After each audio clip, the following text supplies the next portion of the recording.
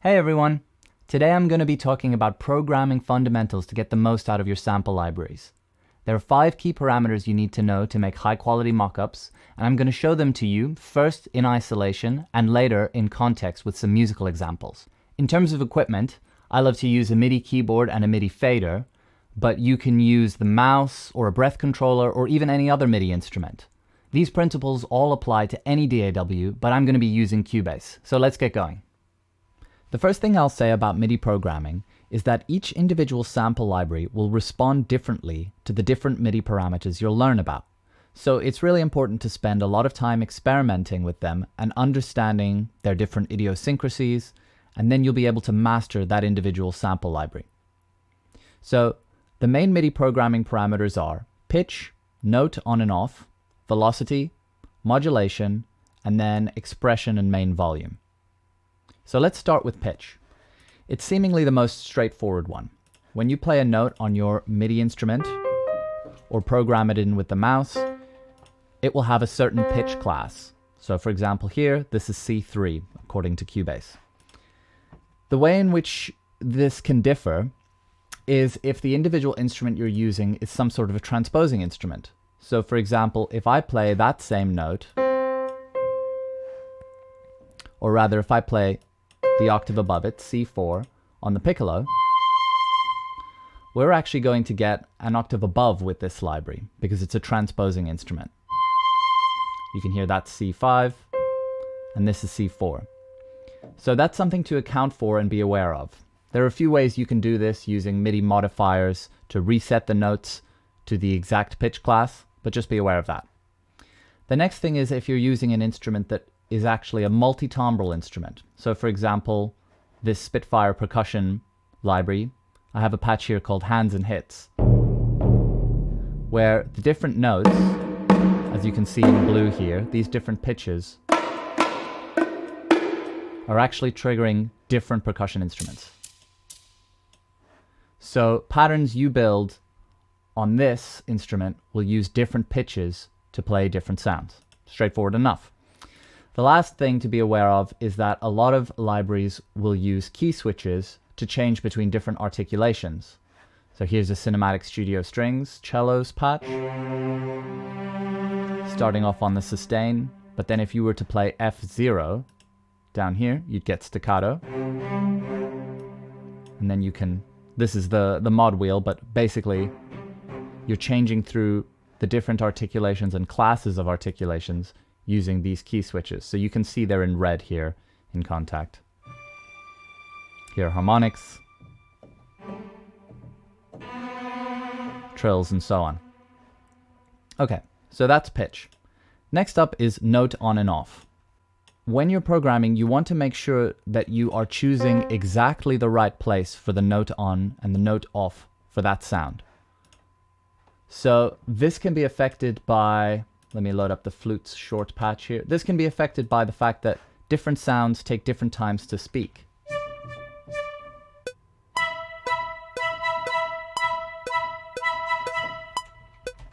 Okay. If I quantize this,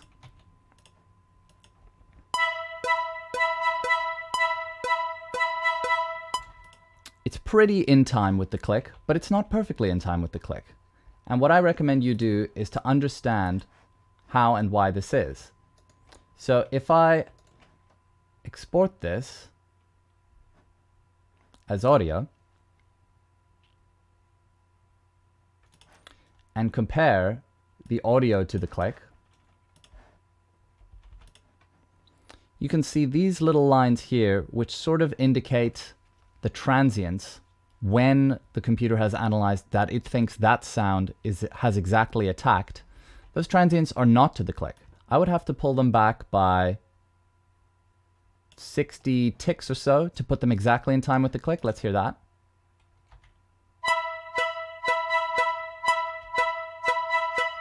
All right, that might be slightly ahead of the beat, but it's these sorts of things you want to listen out for and make sure that your note ons are exactly where they should be.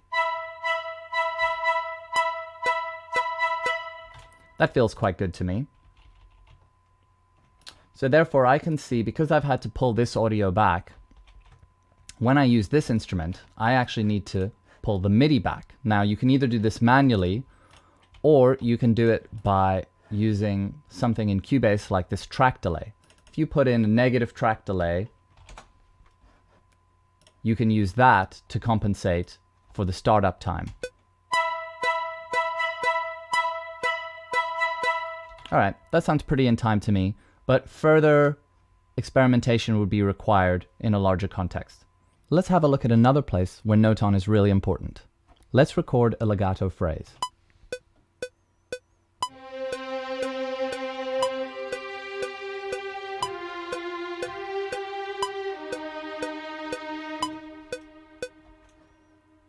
Depending on the sample library you're using, this result can be achieved in a few different ways. But if I just quantize this and listen to it back, let's hear what happens.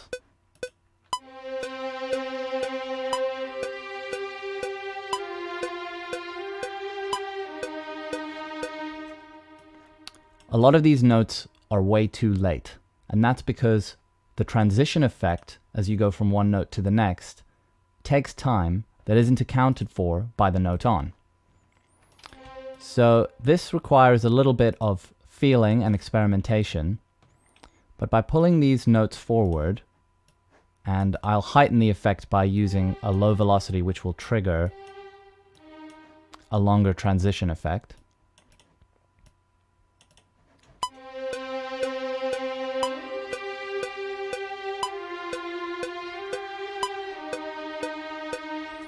Okay, this one was slightly more in time because I pulled its note on forward. These ones were horribly late. So let's really pull these forward and see if we can get them to be in time.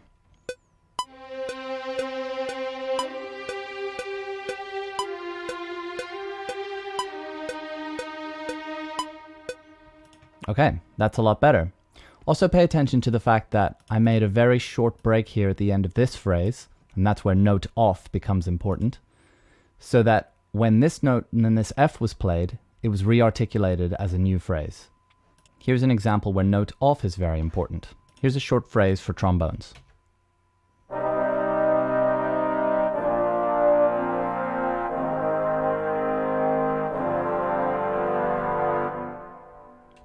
It sounds pretty good, but it's a little unrealistic, and we can improve on it with one simple change using note off.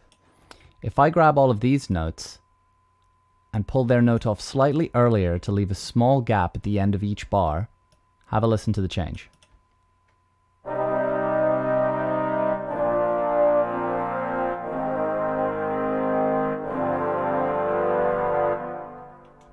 What we've done is given a small amount of space for breathing, and this has made it sound more realistic automatically. Let's talk next about velocity. Velocity is usually equivalent to dynamics. So notes played with a high velocity are louder and have a loud timbre, whereas notes played with a lower velocity are quieter and have a quiet timbre.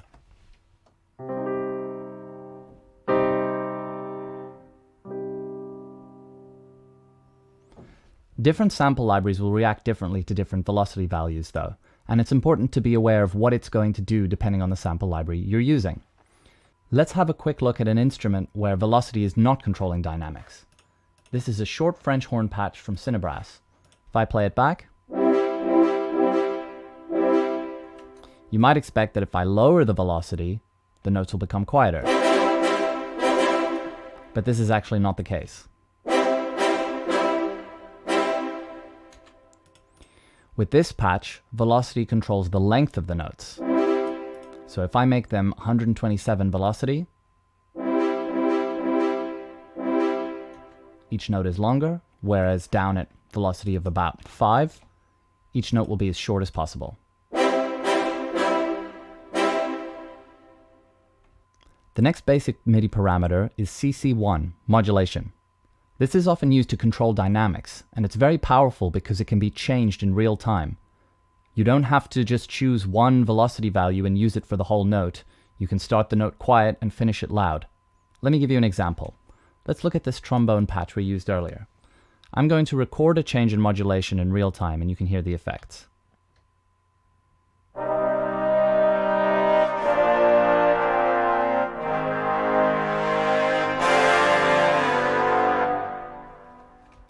So here you can see I did a crescendo from the beginning of the note into the second bar, decrescendo to a little bit quieter, but not as quiet as the beginning, and then crescendoed all the way up to the top.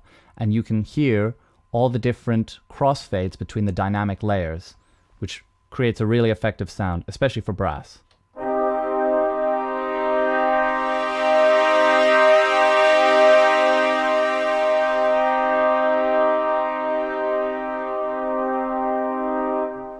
So modulation is one of the most important tools to use for creating good quality mockups. Let's talk next about CC11 expression and CC7 main volume. I've included these together because they basically do the same thing, which is to control the overall level or gain of a sound. So how can we use these in practice? Well, have a listen to this example for violins.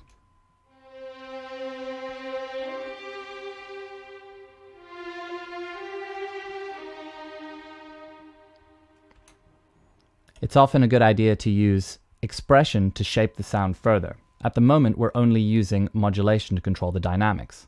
But let me record expression in as well.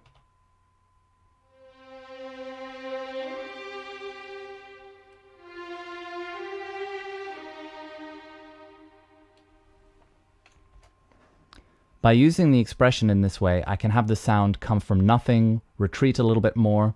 Basically, it allows me to add another layer of depth to the performance.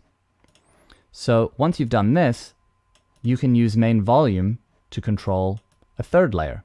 So let's say, for example, we had modulation and expression controlling this phrase as we have done, but we wanted the overall level of this to gradually decrease, fading out over time. We could use main volume to do that.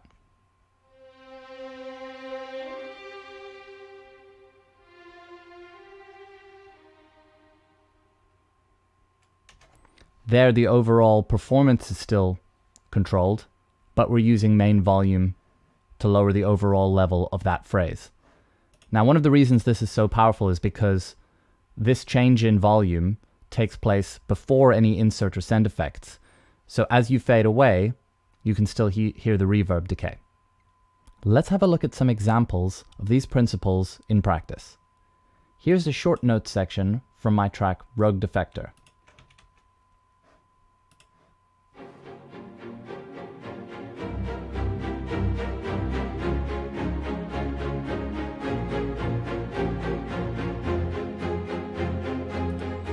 Okay, at the beginning of this excerpt, I'm using expression and velocity to fade in.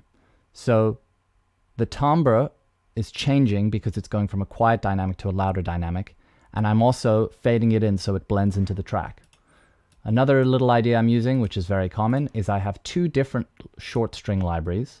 This one from Cinematic Studio Strings is very short and sharp indeed, whereas this one from Mural is a little longer and warmer. So I kind of get the best of both worlds by combining them together.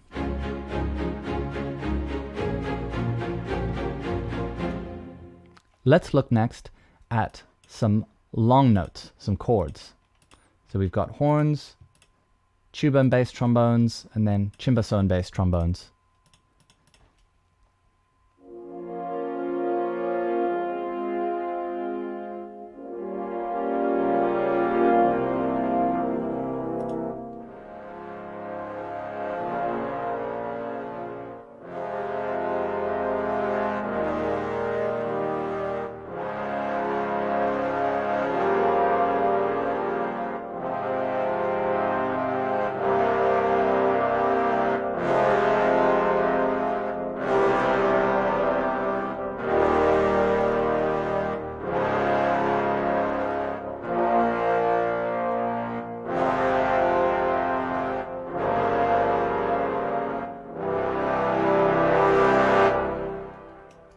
Okay, I thought this excerpt provided some good examples. When the horns play at the beginning, I've only used a very small amount of modulation and expression just to give them some warmth, but it's still as effective. And same when I bring in the tuba and the bass trombones to join them lower. And when we switch to the chimbasso and bass trombones here, I'm doing 2-bar phrases that go up and down, and it included a breath at the end of each. Sorry, it's a 1-bar phrase. This is a very slow tempo. So again here, a breath at the end of each 1-bar phrase. And then here, I've changed to doing minims.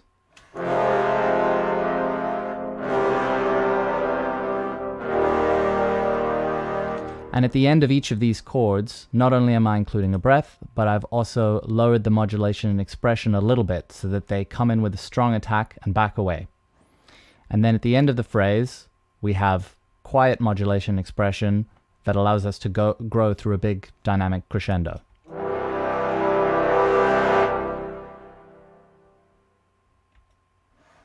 Okay, and finally, let's look at a melody from near the beginning of the track. For violas. This required a reasonable amount of control to get just right, and I've had to do a lot of note-on movements around because I'm using a low velocity, which with this library allows me to get that really nice portamento-style legato sound. You can see modulation and expression are roughly following one another, and breath, which in this case controls the amount of vibrato, is all the way up. Notice here that I made the choice at the end of this phrase to use a high velocity so that we weren't playing with a portamento sound anymore, but rather just a stopped legato sound. So let's hear this melody.